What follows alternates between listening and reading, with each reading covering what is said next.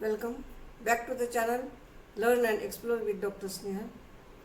आज हम देखेंगे सांची का बुद्ध धर्म के प्रचार और प्रसार में योगदान। वर्तमान बौद्ध स्मारकों के बीच सांची बहुत प्रसिद्ध है। यहाँ स्थित स्तूप, स्तंभ, विहार और चैत्यालय इस बात का स्पष्ट प्रमाण है कि प्राचीन काल में सांची बुद्ध धर्म के प्रचार और शिक्षा का प्रमुख केंद्र था।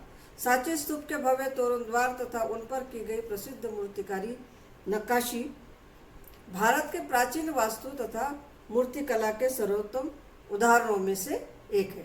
यहाँ बुद्ध के जीवन से संबंधित विशेषतः जातकों में वर्णित कथाओं का मूर्तिकारी के रूप में अद्भुत अंकन किया गया है। इस मूर्तिकारी में प्राचीन भारतीय जीवन के सभी रूपों के अतिरिक्त पशु पक्षी तथा पेड़ पौधों के जीवंत चित्र इस कला की मुख्य विशेषता है। इस प्रकार सांची की कला महत्वपूर्ण है। सांची का बौद्ध कला के प्रचार और प्रसार में विशेष योगदान रहा। उसी प्रकार यह उत्खनन के दौरान मिले स्मृति अवशेषों से भी बुद्ध धर्म के संदर्भ में महत्वपूर्ण है। यह स्मृति अवशेष बुद्ध और उनके प्रमुख शिष्यों के थे। सांची के स्तूप से उत्खनन द्वारा सारिपुत्र तथा महामोगललायन नामक ज्येष्ठ एवं श्रेष्ठ भिक्षुओं के अस्थि अवशेष भी प्राप्त हुए थे, जो अब स्थानीय संग्रहालय में सुरक्षित है। सांची में स्तूप बनवाने का श्रेय महान सम्राट अशोक को जाता है। उनकी पत्नी विदिशा देवी ने ऐसा निर्माण करने की इच्छा व्यक्त की थी। सम्राट अशोक के पास की स्तूप बनवाई जाए। इस प्रकार स्पष्ट होता है कि सम्राट अशोक ने यह स्तूप विदिशा निवासी अपनी पत्नी के कहने पर ही बनवाया था। यहीं से उनके पुत्र महेंद्र और पुत्री संघमित्रा श्रीलंका गए थे। इस प्रकार इस स्तूप को हम देखते हैं तो बुद्ध धर्म के प्रचार और प्रसार का प्रमुख केंद्र रहा है, यह स्पष्ट होता है। यहाँ स्तूपों, स्तंभों, विहारों और चैत्य गृहों का निर्माण काल ईस्वीसन पूर्व तृतीय शती से 12वीं शती है, यह स्पष्ट होता है। सम्राट अशोक के 15वें शिलालेख में उल्लेख है कि उन्होंने अपने शासन काल में कलिंग राज्य पर चढ़ाई की थी। इस युद्ध के संदर्भ में हम लास्ट पीरियड में देखे थे। सम्राट अशोक ने बुद्ध धर्म स्वीकार किया। सम्राट अशोक द्वारा बुद्ध धर्म को ग्रहण करने का सबसे बड़ा कारण क्या था? यह महान धर्म सर्वश्रेष्ठ जीवन मूल्यों एवं सर्वोच्च साध्यों को जैसे प्रज्ञाशील, मैत्री और करुणा पर निर्भर करता है। सम्राट अशोक ने इस धर्म को मानसिक एवं वैचारिक स्तर पर ही नहीं स्वीकार किया, बल्कि उन्होंने व्यावहारिक एवं कर्म के रूप में भी अपनाया था। सम्राट अशोक ने ऐसा महसूस किया था कि बुद्ध धर्म ही एकमात्र ऐसा धर्म है जो मानव कल्याण के प्रति अपना विशिष्ट स्थान रखता है। इतना ही नहीं, बल्कि समस्त प्राणी जगत पर मैत्री एवं करुणा के भाव की वर्षा करने की बात करता है। सम्राट अशोक ने अपने मिशन की प्राप्ति के लिए अनेक धम्म यात्राएं की और युद्ध विजयों के स्थान पर धम्म विजयों का ऐतिहासिक कार्य आरंभ किया। उन्होंने बुद्ध धर्म का तन मन धन से प्रचार और प्रसार करना चाहा। वे सोचने लगे कि धम्म का प्रचार और प्रसार कैसे किया जाए। इस बारे में उन्हें पत्थरों का माध्यम उचित लगा। उन्होंने धम्म प्रचार का महान कार्य पत्थरों के माध्यम से किया है। उन्होंने पत्थरों के स्तंभ, शिलालेख, चैत्य, स्तूप आदि बनवाकर इतिहास में अपना नाम किया। इस तरह हमें ज्ञात होता है कि सम्राट अशोक की धम्म प्रचार की शैली बहुत ही विशिष्ट रही। उन्होंने धम्म प्रचार का कार्य पत्थरों के माध्यम से किया है। उन्होंने कई शिलालेख खुदवाए। अशोक की इच्छा थी कि खुदवाए गए धम्म अभिलेखों को अधिक से अधिक लोग पढ़ें और इन पर अंकित बातों का अनुशीलन करें। बुद्ध ने अपने जीवन काल में 84,000 धम्म स्कंदों के रूप में उपदेश दिए थे। अपने गुरु मोगलीपुत्र तिस्स के निर्देश पर ही सम्राट अशोक ने बुद्ध के प्रति श्रद्धा एवं भक्ति प्रकट करने के लिए अपने संपूर्ण राज्य में 84,000 स्तूप, चैत्य, शिला स्तंभ, शिलालेख, गुफालेख, संघाराम, विहार मनुष्यों व पशु पक्षियों के लिए चिकित्सालय, राजमार्गों पर अनेक कुएं का निर्माण करना, यात्रियों के लिए धर्मशालाओं का निर्माण कराया था। मुख्य मार्गों की दोनों ओर छायादार वृक्ष भी लगवाए थे। शिलास्तंभों एवं शिलालेख पर पाली भाषा में बुद्ध के उपदेशों को धम्मलिपि में उकेर कर लिखवाया गया था। एक लोकोक्ति है कि समुद्र की गहराई में जितनी बार डुबकी लगाई जाए उतने ही बहुमूल्य रत्न हाथ लगेंगे। इसी बात को ध्यान में रखकर यहाँ सम्राट अशोक द्वारा प्रचलित बुद्ध की कल्याणकारी शिक्षाओं पर प्रकाश डाला गया। इन्हीं कल्याणकारी मंगल कार्यों के कारण सम्राट अशोक कालाशोक से धम्माशोक बनकर अपनी प्रजा का प्रिय नायक बन गए थे। सम्राट अशोक ने कलिंग युद्ध के बाद बुद्ध धम्म और संघ की त्रिरत्न शरण के बाद उन्होंने अपने धम्म विजयों द्वारा एक विशाल साम्राज्य की स्थापना कर दिखाई। इतिहास में सम्राट अशोक का नाम भारत के गौरव का उच्चतम बुलंदियों पर स्थापित करने वाला है। धर्म से किस प्रकार व्यक्ति और राष्ट्र का विकास होता है, यह तथ्य सम्राट अशोक के जीवन में भली प्रकार से परिलक्षित होता है। सम्राट अशोक भारत के सर्वाधिक चर्चित एवं लोकप्रिय शासक हुए। सम्राट अशोक भारत के सर्वाधिक चर्चित एवं लोकप्रिय शासक हुए। उन्होंने तलवार और युद्ध के कारण नहीं बल्कि करुणा, उदारता एवं मानवीयता के कारण दुनिया भर में ख्याति अर्जित की थी। विश्व के इतिहास को हम देखते हैं तो सम्राट अशोक जैसा कारुणिक सम्राट एक भी नहीं मिलेगा। उन्होंने मानव मात्र के कल्याण एवं सुख के लिए अपने पुत्र महेंद्र और पुत्री संघमित्रा तक को बुद्ध धम्म के प्रचार और प्रसार हेतु समर्पित कर दिया था। पत्थरों पर धम्मोपदेश को खुदवाने के माध्यम से बुद्ध धम्म का प्रचार का श्रेय भी सम्राट अशोक को ही जाता है।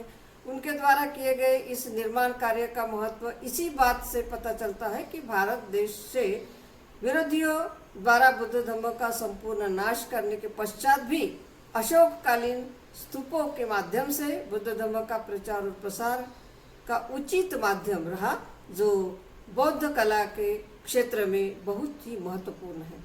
बुद्ध धम्म और भारतीय संस्कृति के प्रचार और प्रसार एवं उसकी स्थापना के लिए दूर के देशों में भी बुद्ध धम्म प्रचारक भेजे गए थे, जिसके कारण भारत के प्रति सारे विश्व में आस्था स्थापित हुई है। इसमें सर्वप्रथम हम देखेंगे बुद्ध धम्म के प्रचार और प्रसार में सांची स्तूप के कला का योगदान। सम्राट अशोक ने भारत में हजारों स्तूपों और चैत्यों का निर्माण करवाया। अशोक की मृत्यु से लगभग 1000 वर्ष बाद 7वीं शताब्दी में भारत आए चीनी यात्री हुएनत्सांग ने सम्राट अशोक द्वारा निर्मित स्तूपों को अपनी आंखों से देखा था। तक्षशिला में उन्होंने अशोक द्वारा बनवाए 3 स्तूप देखे थे। इसी तरह मथुरा, कन्नौज, अयोध्या, कौशाम्बी, श्रावस्ती, श्रीनगर, कपिलवस्तु, वाराणसी, वैशाली, बोधगया आदि उत्तर भारत के नगरों में भी तथा दक्षिण भारत के ताम्रलिप्ति नगर में भी उन्होंने सम्राट अशोक द्वारा बनवाए गए भव्य स्तूप और सुंदर चैत्य देखे थे। पाटलिपुत्र में अशोक का एक राजमहल भी देखा था। अब वह खंडहर के रूप में परिवर्तित हो चुका था। इसी प्रकार कश्मीर में भी अशोक द्वारा बनवाए गए अनेक स्तूप और संघाराम देखे थे।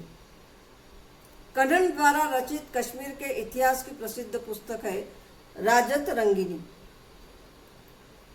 इस पुस्तक में सम्राट अशोक द्वारा बनवाए गए स्तूपों और चैत्यों का स्पष्ट वर्णन मिलता है।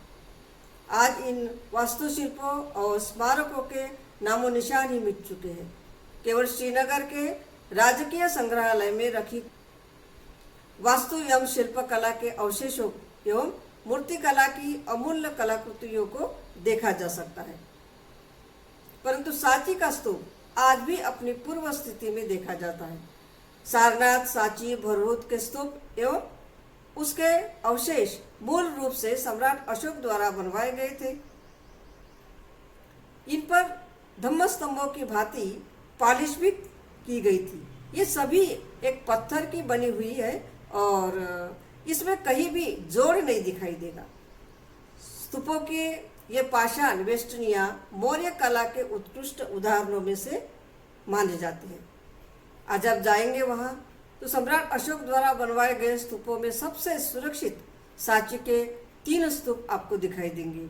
ये स्तूप सांची में चेतियागिरी पर्वत के ऊपर बने हुए हैं। सांची के स्तूपों के चारों ओर वेष्टनी अर्थात रेलिंग बनी है, जिसे रेलिंग कहते हैं, और उसमें चारों ओर पत्थर के बने 4 तोरण द्वार आपको दिखाई देंगे। बहुत ही सुंदर अप्रतिम यह तोरण द्वार है। उन पर बुद्ध के जीवन की अनेक प्रेरक घटनाओं को आकर्षित कलात्मक ढंग से अंकित किया गया है। शिल्पकला के गौरव की सिंह गर्जना करता सांची का स्तूप इसका उदाहरण है। सम्राट अशोक के समय तक हम देखते हैं तो बुद्ध धम्म की प्रतिमा नहीं बनी थी, इसीलिए धम्म स्तूप ही पूजा के पवित्र स्थल थे। सांची के स्तूप के अलंकरण जो देखेंगे हम तो जातक कथाओं को प्रधानता दी गई है। इस समय बुद्ध के जीवन के प्रतीकों की पूजा ही प्रचलन में थी। इसमें जन्म का प्रतीक हाथी, महाभिनिष्क्रमण अर्थात गृह त्याग का प्रतीक घोड़ा, संबोधि का प्रतीक बोधि वृक्ष, प्रथम उपदेश का प्रतीक धम्मचक्र, महापरिनिब्बाण अर्थात महापरिनिर्वाण का प्रतीक स्तूप आदि प्रमुख है। सम्राट अशोक द्वारा बनवाए गए स्तूपों के अवशेषों के रूप में अभी तक सुरक्षित सांची के स्तूप अपनी अनुपम कलाकृतियों के बेजोड़ नमूने हैं। बुद्ध के महापरिनिर्वाण के बाद हम जो भी अस्थि अवशेष देखेंगे तो हर राजा उस समय अपने अपने राज्य में लेकर गए थे और इससे विवाद हुआ था। जैसे कि बौद्ध साहित्य से हम अध्ययन करते हैं तो यह विवाद को देखते हुए द्रोण नामक भिक्खु ने बुद्ध की अस्थियों को 8 भागों में बांट दिया। इन राजाओं ने इन्हीं अस्थि अवशेषों पर अनेक स्तूप बनवाए। सम्राट अशोक ने इनमें से 7 स्तूपों को खुलवाकर बुद्ध की अस्थियां निकलवाई और उनके टुकड़ों से 84,000 स्तूपों का निर्माण करवाया। सांची का स्तूप क्रमांक 1 जिसे महास्तूप कहा जाता है उसमें से एक है।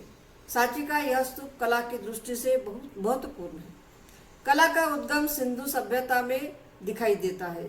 सिंधु सभ्यता में शिल्प और वास्तु धार्मिक जीवन के अंग और सहायक के रूप में उपलब्ध होते हैं। सिंधु सभ्यता के शिल्प और वास्तु जो भारतीय कला है इसके कुछ विशिष्ट लक्षण देखे जा सकते हैं, जैसे कि मानव रूप आदर्श परक अभिव्यक्ति से दिग्दर्शित होता है। पशुओं का स्वाभाविक निरूपण यहाँ देखने को मिलता है। सिंधु संस्कृति में कला का महत्व था।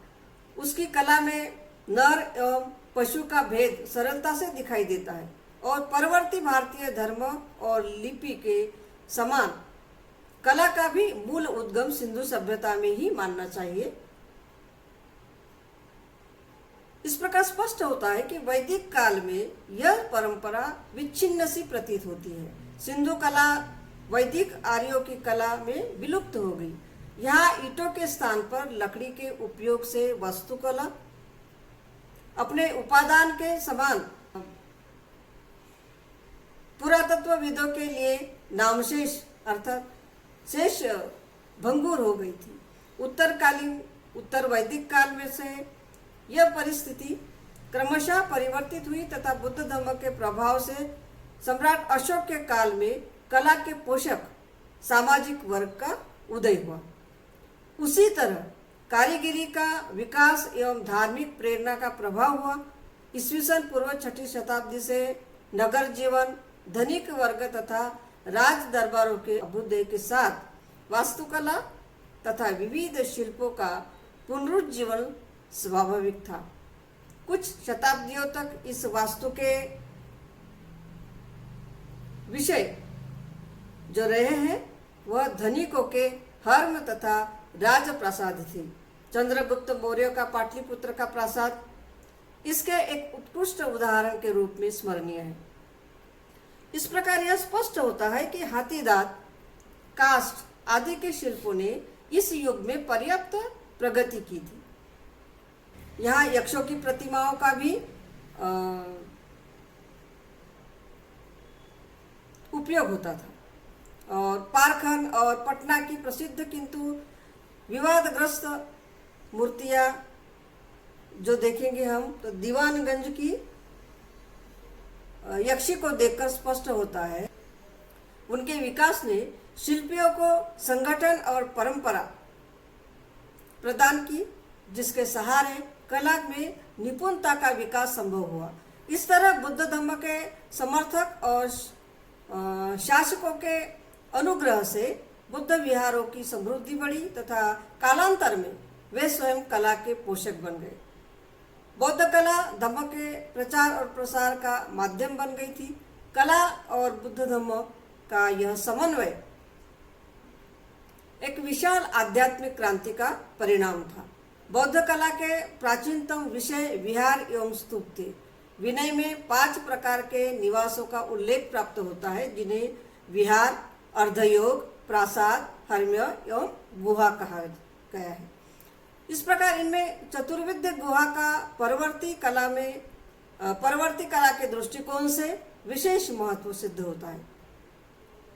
वस्तुतः विहार भी भिक्षुओं के निवास थे। प्राकृतिक गुहावास, इसका प्रयोजन क्या था? इसका प्रयोजन यह था कि एकांतचर्या। इस प्रकार गुहात्मक विहारों में कालांतर में आवास तथा एकांतचर्या को महत्व दिया गया था।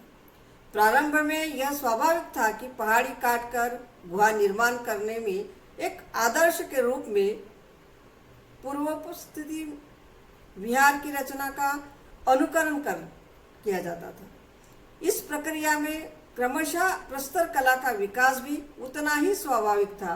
स्तूप परिनिवृत्त तथागत बुद्ध का प्रतीक था, अतः स्तूप अथवा चैत्य की पूजा के प्रचलित होने पर कालांतर में चैत्य गृहों का निर्माण हुआ।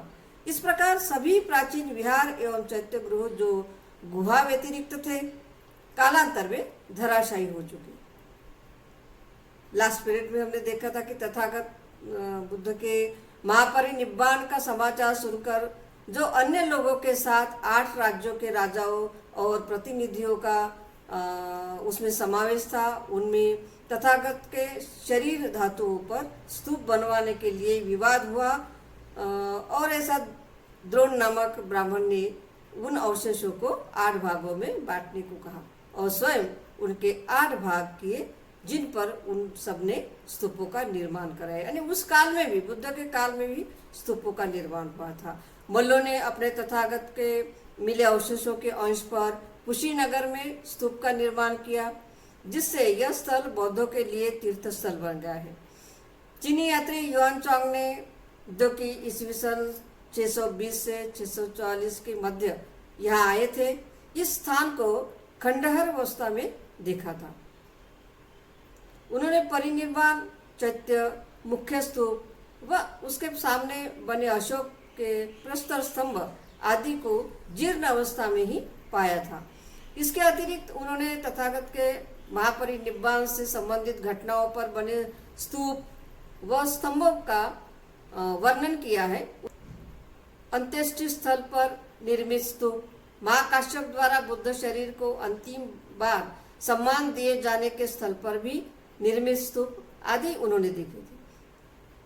युआनचांग के एक पीढ़ी बाद जो चीनी यात्री आए इत्सिंग, उन्होंने कुशीनगर के विषय में बहुत कम तथ्यपूर्ण जानकारी दी है, परंतु अलेक्जेंडर कनिंघम है, उनके सहायक कार्लेले, ये लगभग 15 साल बाद यहाँ आए थे। उन्होंने 1876 में इस स्थल के उत्खनन का कार्य व्यापक रूप से किया है और विशाल मुख्य स्तूप को पूरी तरह प्रकट किया। इसके अतिरिक्त उनकी महत्वपूर्ण उपलब्धि बुद्ध की महापरिनिब्बाण अवस्था की प्रतिमा को आयताकार चैत्य के खंडहरों में से प्राप्त करना था। उन्होंने माथा कुंवर की प्रतिमा की भी मरम्मत कराई और उस चैत्य को प्रकट किया जिसमें वही प्रतिमा स्थापित थी। सन 1904 तक वोगल द्वारा तथा सन 1910 से 1912 तक हरिनंद शास्त्री के निर्देशन में उत्खनन का कार्य हुआ, जिसके परिणाम स्वरूप मुख्य स्तूप के चारों ओर अनेक विहार, छोटे स्तूप तथा कुशीनगर के परिचय को सुनिश्चित करने के साक्ष्य मिलते हैं। पुरातात्विकों को और विशेषकर बुद्ध मतावलंबियों के लिए इन खोजों का अत्यधिक महत्व है। बौद्धों के लिए 4 मुख्य स्थलों में से अंतिम महापरिनिब्बाण स्थल का मिलना एक महत्वपूर्ण विषय है। माथाकोआ स्मारक से 1.61 किलोमीटर पूर्व की तरफ एक टीला और उसके निकट एक छोटी झील उन्होंने देखी। इस स्थल को स्थानीय लोग रामाभार कहते हैं। कुशीनगर के अन्य स्मारकों से इसकी दूरी व विशेष शैली से स्पष्ट होता है कि यह मल्लों का मुकुट बंधन नामक चैत्य है, जहाँ बुद्ध की अंत्येष्टि हुई थी। सन 1910 में हीरानंद शास्त्री द्वारा इस टीले के पूर्वी भाग को खोदने से पता चलता है कि विशाल स्तूप है, जिसके अंडाकार का व्यास 34.14 मीटर और मेघी का व्यास 47.24 मीटर है। यह मुख्य स्तूप से दुगने आकार का है। इसमें मध्यकालीन लिपि में अनेक मोहरें मिली है, जिन पर बुद्ध धम्म का सार लिखा है। ऐसा प्रतीत होता है कि इस स्तूप की मरम्मत व पुनरुद्धार अनेक बार हुआ है। इस स्तूप का काफी महत्व था। इसके चारों तरफ तीर्थयात्रियों द्वारा बनवाए गए छोटे स्तूप मिले। तथागत बुद्ध ने यहाँ महापरिनिब्बाण प्राप्त किया था, जिसने अपना समस्त जीवन अन्य प्राणियों के दुखों को दूर करने में लगा दिया था। यही कारण है कि आज भी दूर दूर से लोग यहाँ आते हैं और श्रद्धा सुमन बुद्ध के चरणों में समर्पित करते हैं। इससे स्पष्ट होता है कि महापरिनिब्बाण के समय से ही 12वीं शताब्दी तक यहाँ निर्माण कार्य होते रहे। बुद्ध को धार्मिक चक्रवर्ती मान लेने पर उनके लिए वैसे ही स्तूपों की कल्पना एवं रचना स्वाभाविक थी। बौद्ध परंपरा के अनुसार परिनिब्बाण के उपरांत ही तथागत की शरीर धातु का कुशीनगर के मल्ल, मगध के अजात शत्रु, वैशाली के लिच्छवी, कपिलवस्तु के शाक्य, अल्लकप्प के बुली और रामगाम के कोलिय, उसी प्रकार वेदद्वीप के ब्राह्मण तथा पावा के मल्लों में भी विभाजन हुआ था। स्तूप का अंडाकार स्वरूप स्वाभाविक है और उसके मृत्तिका संचय को देखकर महसूस होता है।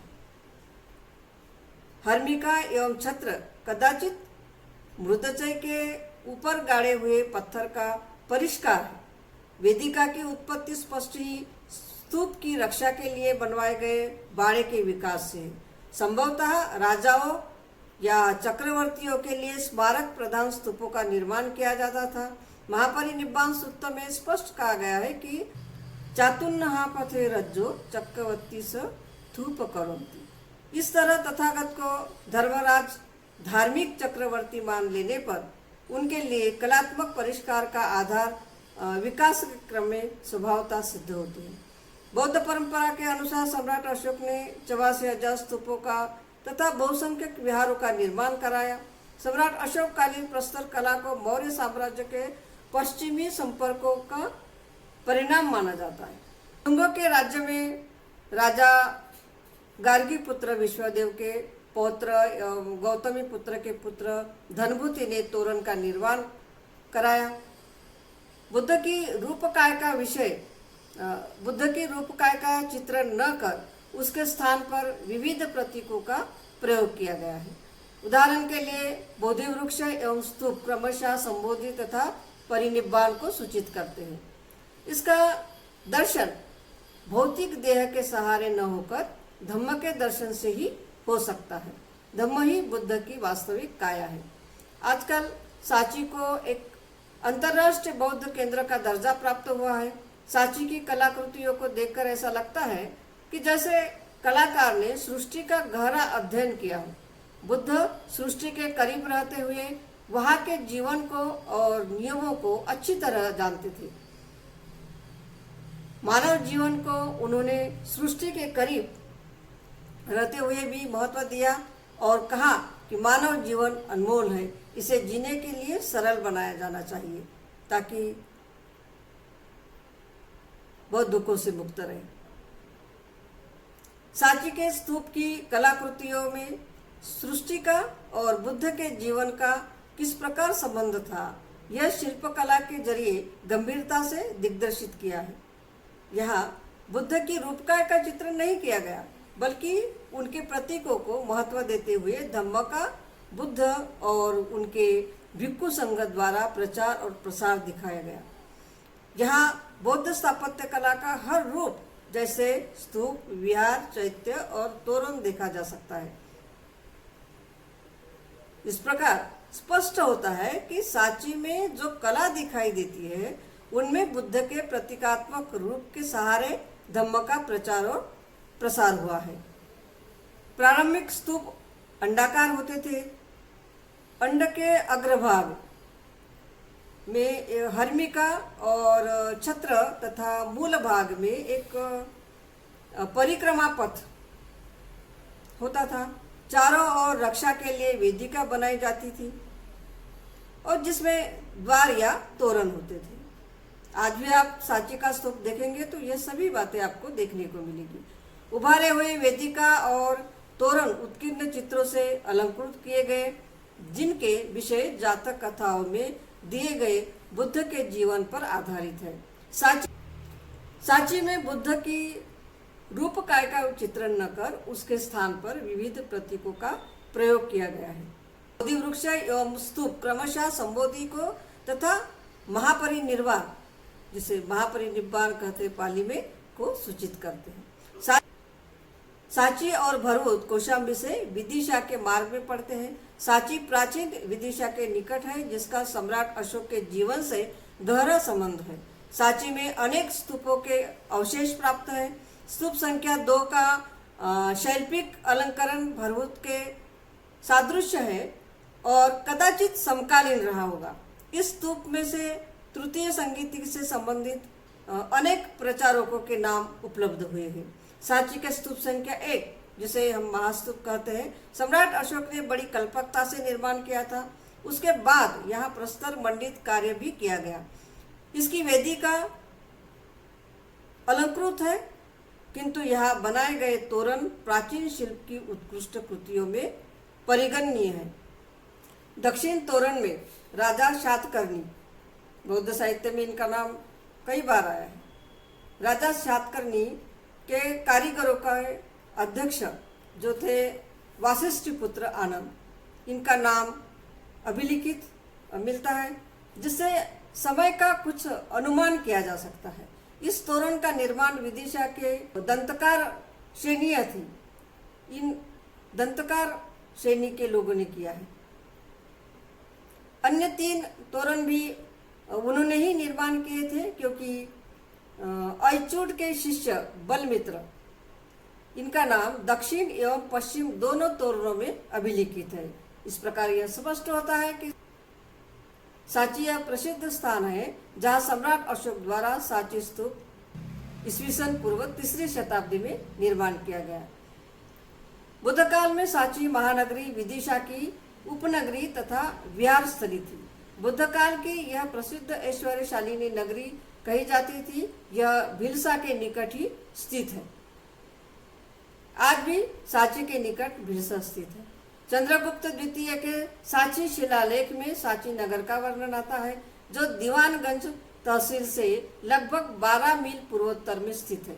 यह स्तूप की ऊंची पहाड़ी पर निर्मित होना एक भौगोलिक स्थिति को दर्शाता है। इसके चारों ओर सुंदर परिक्रमा पथ है। बालू प्रस्तर के बने 4 तोरण स्तूप के चतुर्दिक स्थित है, जिसके लंबे लंबे पट्टकों पर बुद्ध के जीवन से संबंधित विशेषता जातकों में वर्णित कथाओं का मूर्तिकारी के रूप में अद्भुत अंकन किया गया है। इस मूर्तिकारी में प्राचीन भारतीय जीवन के सभी रूपों के अतिरिक्त पशु पक्षी तथा पेड़ पौधों के जीवंत चित्र इस कला की मुख्य विशेषता है। आप जाएंगे तो यह सब देखिए, इसका अध्ययन कीजिए। सरल और सामान्य सौंदर्य की उद्भावना ही सांची की मूर्ति कला की प्रेरणात्मक शक्ति है। सांची का मुख्य स्तूप यहाँ का मुख्य आकर्षण है। आज भी दूर दराज से और अन्य प्रदेशों से, अन्य देशों से यहाँ अनेक पर्यटक आते हैं। यह स्तूप आज भी अपने अंडाकार रूप में सही सलामत उपलब्ध है। भारतीय स्तूप निर्माण कला के उदाहरण के रूप में इससे अच्छा कोई स्तूप आज तक नहीं पाया गया। इसके चारों ओर सुंदर परिक्रमा पथ है। यह एक ऊंचा चबूतरा या मेघी है जो प्रदक्षिणा के प्रयोजन से बनाई गई है। एक दूसरा प्रदक्षिणा पथ धरातल पर ही बना है जो चारों तरफ से वेदिका से घिरा हुआ है। इसमें प्रवेश का मार्ग चारों मुख्य दिशाओं में बने तोरणों से है जो शिल्पकारी के अद्भुत नमूने हैं। इनके लंबे लंबे पट्टकों पर बुद्ध के जीवन से संबंधित विशेषता जातकों में वर्णित कथाओं का मूर्तिकारी के रूप में अद्भुत अंकन किया गया है। यहाँ के तोरण प्राचीन शिल्प की उत्कृष्ट कृतियों में परिगणनीय है। इस तोरणों का निर्माण अपेक्षता परवर्ती है। दक्षिण तोरण के ऊपरी प्रस्तरपात अगर आप देखेंगे तो राजा शातकर्णी के अध्यक्ष जो थे वासीपुष्ट आनंद का नाम यहाँ उल्लेखित है। स्तूप संख्या 1 के तोरणों की पूरी सतह विभिन्न दृश्य एवं अलंकारों की नक्काशी से भरी दिखाई देगी। शिल्पकारी काफी उन्नत एवं उच्च कोटि की और सजीव प्रतीत होती है। समस्त तोरणों एवं वेदिका पर यह शिल्पांकन आज भी देखा जा सकता है। यहाँ निर्मित तोरणों और उन पर चित्रित जो नक्काशी है, इस नक्काशी के विषय को विस्तारित किया जा सकता है। जैसे नक्काशी के विषय जातकों से संबंधित है। जातकों के दृश्य यहाँ देखेंगे हम तो जातकों के दृश्य है 5 प्रकार के। उसमें पहला है छदंत जातक, महाकपि जातक, महावेशंतर जातक, अलंबुज जातक और साम जातक। स्तूप संख्या 1 के पश्चिमी तोरण में तीसरा पैनल देखेंगे तो उसके सम्मुख भाग छदंत जातक कथा का दिखाई देगा। इन दृश्यों में जातकों की कहानियां बुद्ध के उपदेशों पर आधारित है। पशु पक्षी व मनुष्य के रूप में बोधिसत्व कैसे दान, शील आदि पारमिताओं का भी उल्लेख यहाँ है। बुद्ध के जीवन से संबंधित दृश्यों को तोरणों की नक्काशी में मुख्य स्थान मिला है। इन सभी दृश्यों में बुद्ध कहीं भी मानुषिक मनुष्य रूप में नहीं दर्शाए गए हैं। उनकी उपस्थिति को प्रतीक रूप में दिखाया गया है, जैसे कि धम्मचक्र, पदचिन्ह और बोधि वृक्ष आदि। उनके जीवन की निम्नलिखित 29 घटनाएं तोरणों पर दर्शाई गई है। उनमें जन्म, संबोधि प्राप्ति, प्रथम धम्मोपदेश, महापरिनिब्बाण जिसे महापरिनिर्वाण कहते हैं, महामाया का स्वप्न और अवधारणा 4 यात्राओं जिनमें उन्होंने बूढ़े, रोगी, शव तथा सन्यासी को देखने की जो घटनाएं थी वो दी गई है। उसी तरह महाभिनिष्क्रमण, केशव की देवता द्वारा पूजा, सुजाता द्वारा खीर की भेंट, घसियारे स्वास्तिक द्वारा घास की भेंट, मार द्वारा प्रलोभन व आक्रमण, रत्न गर्भ का दृश्य, नागराज मुचिलिंद द्वारा वर्षा से बचाव करना, पशु और भल्लिक, उर्वेला से गुजरना और उनके द्वारा भिक्षा पात्र भेंट करना। उर्वेला के अग्नि मंदिर में सर्प का चमत्कार, उर्वेला में आग व लकड़ी का चमत्कार, उर्वेला में बुद्ध का नदी पार करना, कपिलवस्तु में आगमन, नवग्रोधा राम में शाक्यों को बुद्ध देशना देना, इस प्रकार के चित्र है।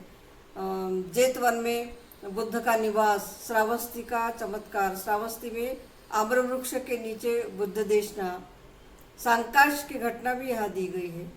एक बंदर द्वारा शहद की भेंट का देना, शुक्र का आगमन और शाही शोभा यात्रा की घटना है यहाँ चित्रित की गई है। इस प्रकार की सभी घटनाओं का तोरणों की नक्काशी में शिल्पकारी काफ़ी उन्नत, उच्च कोटि की और सजीव प्रतीत होती है।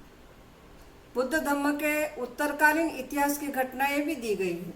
यहाँ केवल निम्नलिखित 3 घटनाओं को ही पहचाना गया है, जैसे कि कुशीनगर का विवाद तथा स्मृति शेषों का बंटवारा, उसी प्रकार रामग्राम का स्तूप और सम्राट अशोक की बोधि वृक्ष दर्शन यात्राएं। इसके बाद हम देखेंगे मानुषी बौद्धों से संबंधित दृश्य। सांची के शिल्पकारों का बुद्ध सहित पहले के 6 प्रत्येक बुद्ध को प्रतीकात्मक रूप में दर्शाना मुख्य विषय रहा है, क्योंकि लगभग प्रत्येक तोरण के प्रस्तर पर उन्हें मुख्य स्थान मिला है। बुद्ध की प्रत्येक अवस्था को स्तूप या बोधि वृक्ष द्वारा दर्शाया गया है। बोधि वृक्ष प्रत्येक बुद्ध के लिए भिन्न भिन्न है, जिससे उनको पहचाना जा सकता है। पाटिल, पुंडरीक, चाल, शीरीष,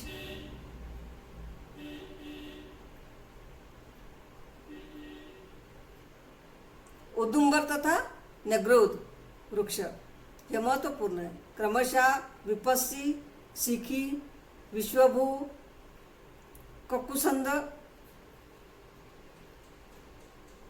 एकनक मुनि और काश्यप प्रत्येक बुद्धों को दर्शाते हैं।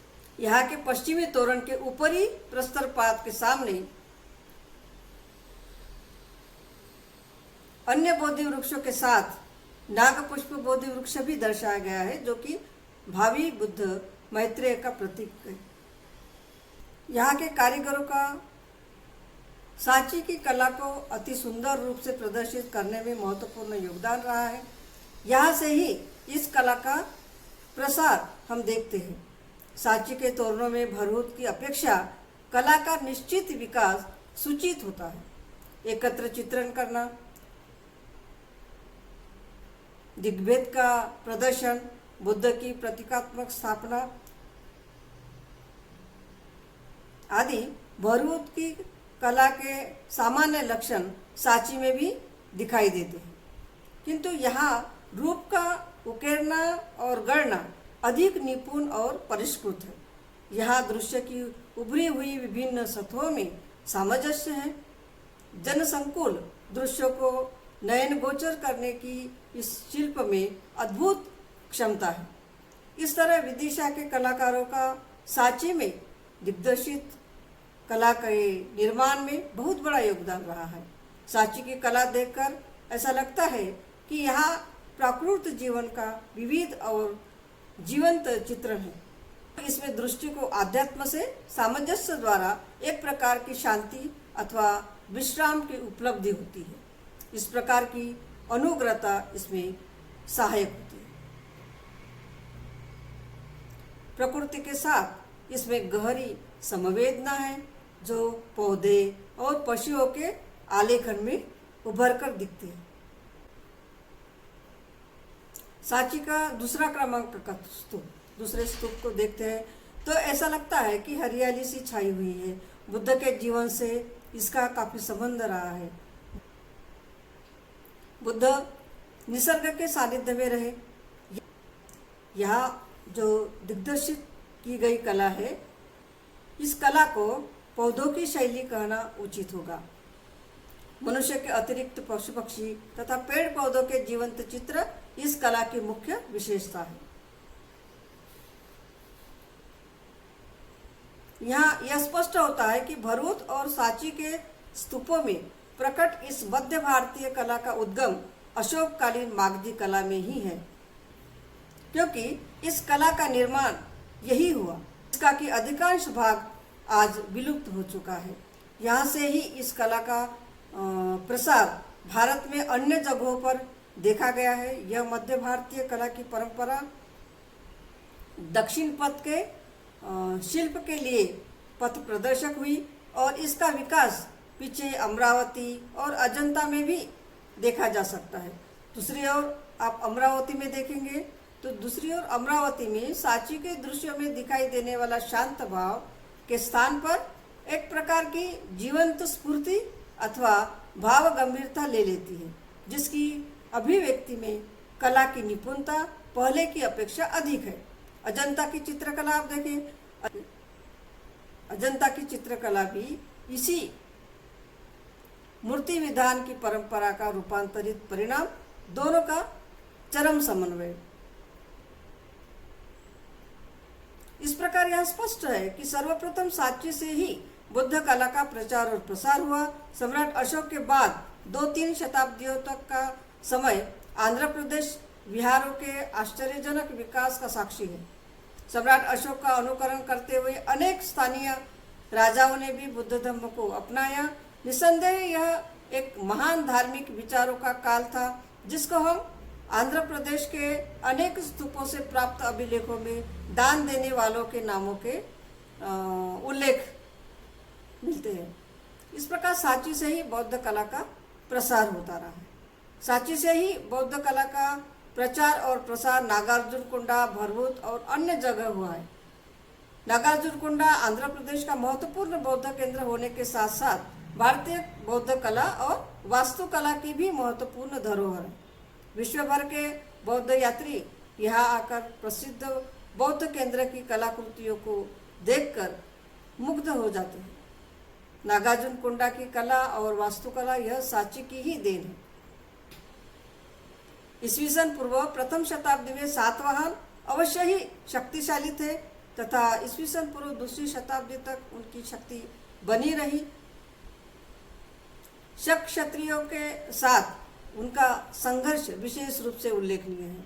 सातवाहन राजाओं ने बौद्धों की और उदारता एवं दानशीलता का परिचय दिया है। फलतः ईस्वीसन पूर्व पहली शताब्दी से ईस्वीसन पूर्व दूसरी शताब्दी तक दक्षिणापथ में बुद्ध धर्म का प्रचार और प्रसार बड़ी मात्रा में हुआ।